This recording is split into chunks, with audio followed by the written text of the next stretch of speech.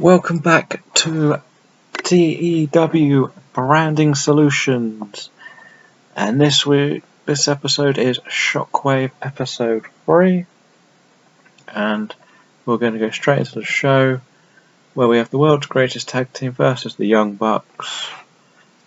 This simple pre-match show, trying to get the Young Bucks over. I'm not ready to put them straight in the title picture because I want to do some of the current guys first. And I do have a match planned for them at the next pay-per-view. Warren Kavanagh versus Austin Aries. Again, another match just to put Austin Aries over a bit more because he's going into a European title match, but he isn't going to have a match on the show. Next we have Shinsuke Nakamura versus Bobby Roode. Bobby Roode picks up the win. Again, this is just two guys trying to get a bit of momentum. Nakamura's in his own rivalry, Bobby Roode's in the European title picture, and we'll go straight to the main show. The main show, as I said before, I'm cutting down some of the writing of the angles, just because I need to catch back up to get out of this cult situation. CM Punk, Del Rio and AJ Styles trade words before their main event title match at the upcoming pay-per-view No Mercy. This simple opening, as you would see, and it will lead to matches later in the night. We start the show with the Primetime Players defeating the Vaudevillains, and Titus O'Neil is head and shoulders above the rest.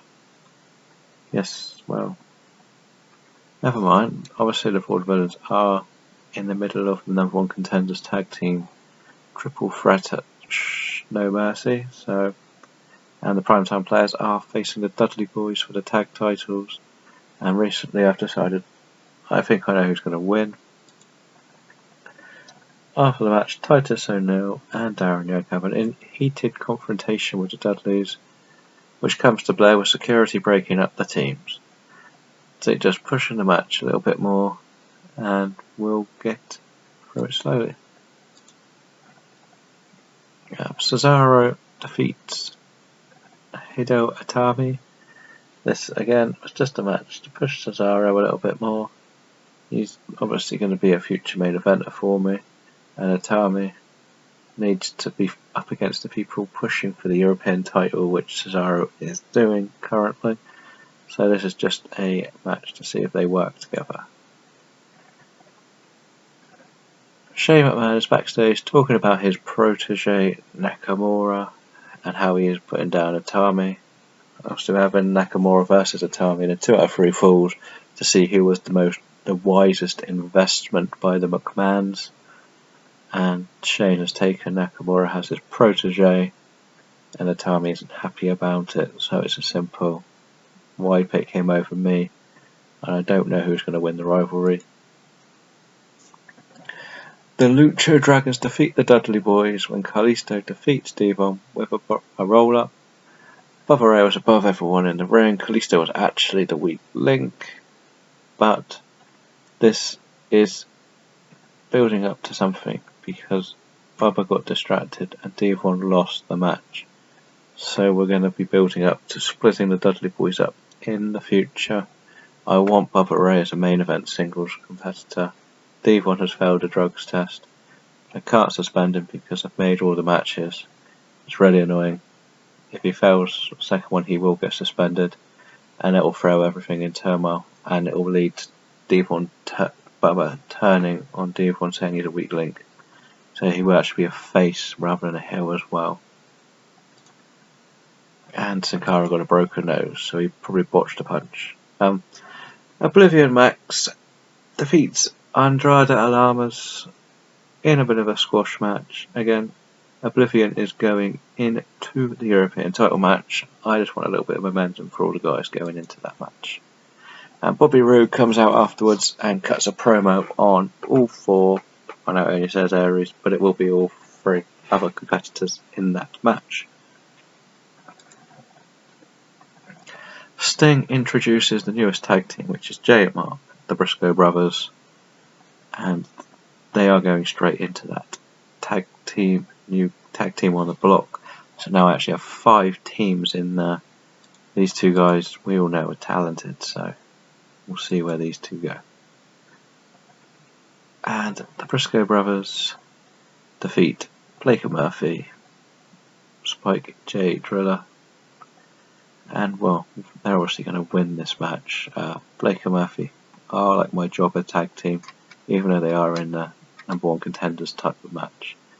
But the Briscoes will probably meet the Bucks at the pay-per-view. Paul Heyman sits down and then gets interviewed by Renee Young, talking about Brock Lesnar and his upcoming match against The Rock at No Mercy. Randy Orton faces AJ Styles, and AJ Styles wins with a Stars Clash due to Kane interfering in the match. They work quite well together. The rating is shit, and I don't know why. Randy Orton was penalised for holding back. Same with AJ. And bad booking decisions.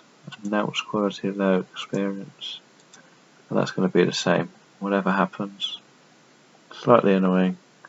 That's the semi-main. And the main, Kane attacks Randy Orton, put him through a table, continuing the chaos between these two in the Deadliest Predator storyline, which again is slowly happening. Apparently Kane has no chemistry, and I'm not sure what with. The main event is CM Punk vs Del Rio 71. Fantastic heat, great wrestling, and they only give it a 71. And the holding back, fair enough. Alberto Rio's got poor momentum, and he's declining physically. Great. That should have had a much better rate. Sorry, that's pathetic. And 71, not my best show yet again.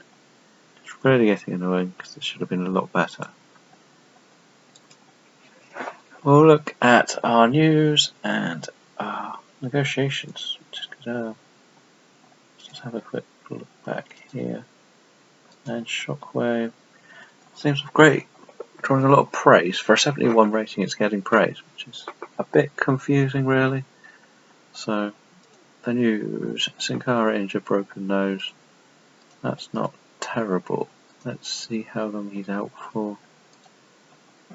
But he's going to work through it with 14 days out injured. It's not terrible, really. Give Kalisto a couple of singles matches. And Cody Rhodes has asked for a pay rise. And he's only going back quickly. For a couple of months, he can have 50. Not going to get carried away with any of these pay rises. When he's not happy.